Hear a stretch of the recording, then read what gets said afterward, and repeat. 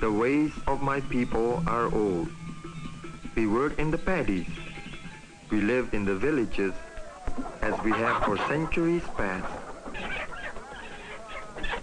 Our cities teem with people, overcrowded, often underfed.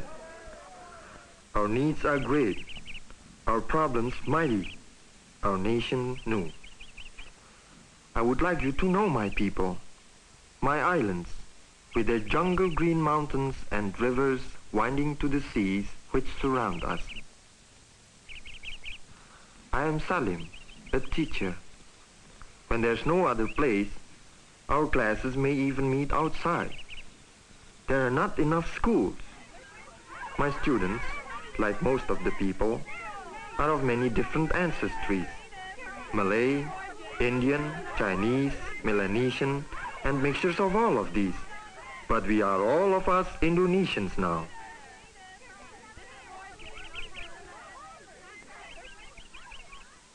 I worry much about the future of our new country.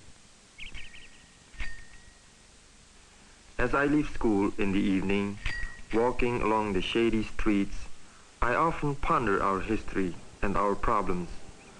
For over 300 years, we were ruled by the Netherlands. Nearly 80,000 Dutch people lived with us in houses like these. We were called then the Dutch East Indies. They built our cities as they would build a Dutch city, with canals lining the main streets.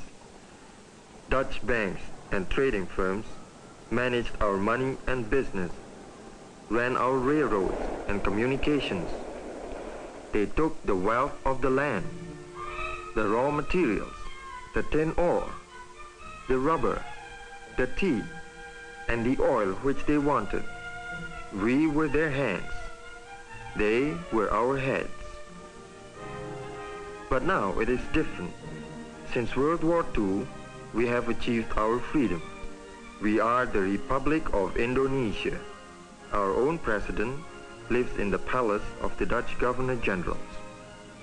We fly our own flag, the Merah Putih, the red and the white. We are grateful to these people of the Netherlands. They left us much, but it is better that one nation does not rule another. I live in a kampong, which is one of the many villages hidden away within the city. Though the kampongs are still crowded, many have moved to homes formerly occupied by the Dutch.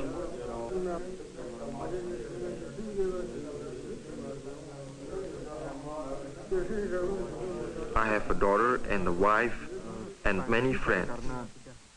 We are all interested in the problems of our country. It is sometimes hard for us to agree among ourselves as to what should be done.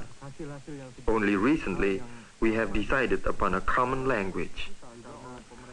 Most newspapers and books are now printed in the official Indonesian language. But many different tongues are spoken in our islands, and not all yet know the official language. Only 1 out of 3 of us can read and write in any language. We need schools and teachers, thousands more of them, for we know that every part of progress depends upon education. We need schools for adults too. Before independence, we had small opportunity to learn.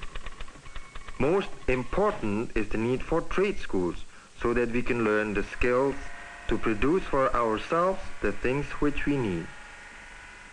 Now, nearly all manufactured goods are imported, and our economy does not produce enough to exchange for all the varied needs of our islands. Nearly 3,000 islands scattered across the equator between Southeast Asia and Australia. 80 million people, the 6th largest nation in the world. The larger islands are Sumatra, Java, Borneo, and Celebes. Although Java has only 7% of the total land area, nearly 3/4 of our people live here. Java is crowded. It consumes too much of the food, money, materials, and attention that should be more evenly distributed among all the islands. Our capital, Jakarta, is here.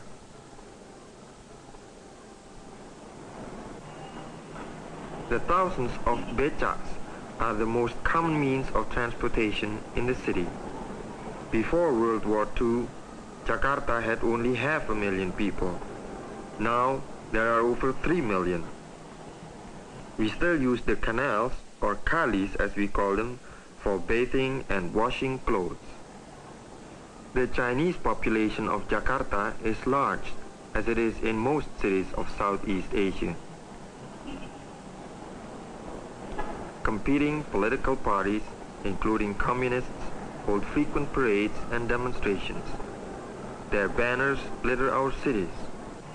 This one protests what they say is American intervention in Asia.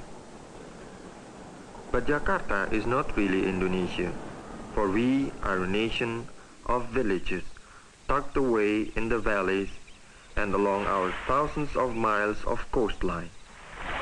The sea and the land and the rain provide nearly all the people of the countryside need in order to live. Over 3/4 of all Indonesians are farmers, like Murjono.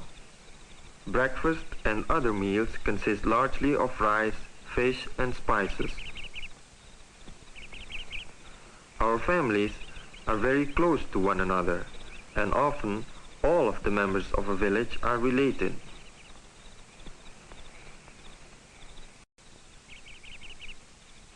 Murjono leaves for work in the fields, while Kartini spends her day at woman's work, shopping in the market for fruit, vegetables, and cooking oil.